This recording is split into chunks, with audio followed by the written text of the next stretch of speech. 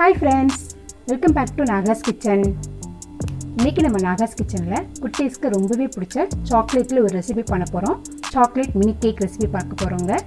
இன்னைக்கு நம்ம சேனல்ல சாக்லேட் மினி கேக் ரெசிபி பார்க்க போறதுக்கு முன்னாடி இதுவரைக்கும் நம்ம சேனலை சப்ஸ்கிரைப் பண்ணாதவங்க சப்ஸ்கிரைப் பண்ணிக்கோங்க. அப்படியே சப்ஸ்கிரைப் பட்டனுக்கு பக்கத்துல இருக்கக்கூடிய பெல் ஐகானை டச் பண்ணிட்டு ஆல் ஆப்ஷன்ஸ் கொடுத்துட்டீங்கன்னா நம்ம சேனல்ல போஸ்ட் பண்ணக்கூடிய எல்லா வீடியோஸும் உங்களுக்கு அப்டேட்டடா வந்துடும்.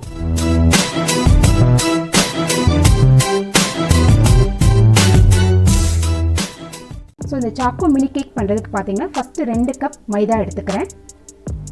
4 டேபிள் ஸ்பூன் அளவுக்கு சாக்லேட் பவுடர், 2 டேபிள் ஸ்பூன் அளவு cocoa powder, 10 table spoon sugar powder, 1/4 teaspoon baking powder, 1/4 teaspoon baking soda.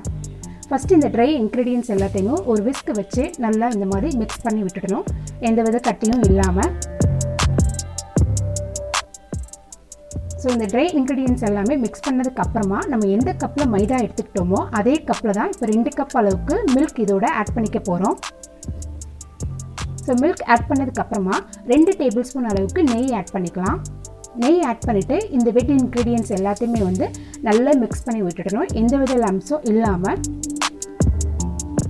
So ஒரு 20 மினிட்ஸ்லேயே குட்டீஸ்க்கு ரொம்பவே ஈஸியாக இந்த சாக்கோ மினி கேக் நம்ம ரெடி பண்ணிடலாம்.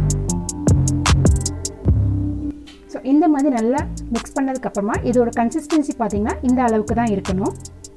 இப்போ இந்த பேட்டரை ஒரு 5 மினிட்ஸ் வந்து நம்ம ரெஸ்ட்டில் விட்டுடலாம்.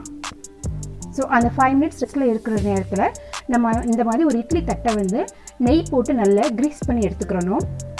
ஸோ இப்போ அந்த கேக்ஸை வந்து பேக் பண்ணுறதுக்கு நான் இங்கே வந்து ஒரு பேனில் ஹாட் வாட்டர் எடுத்துகிட்டு அதில் வந்து ஒரு சின்னதாக தட்டு போட்டிருக்கேன். எதுக்காகனா அந்த பிளேட்டை வந்து இது மேலே ப்ளேஸ் பண்ண போகிறோம்.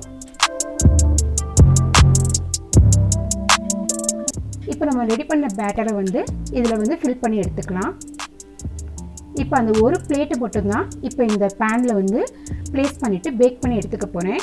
நம்ம ஒவ்வொரு பிளேட்டாக இந்த மாதிரி ஹாட் வாட்டரில் வந்து பேக் பண்ணி எடுத்தால் தான் வேர்வை தண்ணி விழாமல் கேக் ரொம்ப ஈஸியாகவே நமக்கு கிடைக்கும். ஸோ இப்போ பார்த்திங்கன்னா கொஞ்சம் கூட வேர்வை தண்ணி விழவே இல்லை, கேக்கும் நமக்கு ரெடி ஆகிடுச்சு. ஒரு டூத் பிக் வச்சுட்டு இந்த மாதிரி அதில் குத்தி பார்த்திங்கன்னா அதில் கேக் ஒட்டாமல் வரணும். ஸோ அவ்வளோதாங்க, சிம்பிளாக குட்டீஸ்க்கு ஈஸியாக கேக் ரெடி பண்ணியாச்சு. பார்த்திங்கன்னா தண்ணி எதுவுமே இல்லை, நல்லா நீட்டாக வந்துடுச்சு நமக்கு கேக்கு. ஸோ இப்போ இதை வந்து ஒரு ஸ்பூன் வச்சு எடுத்து வேறு பிளேட்டில் மாற்றி வச்சுக்கலாம் நம்ம.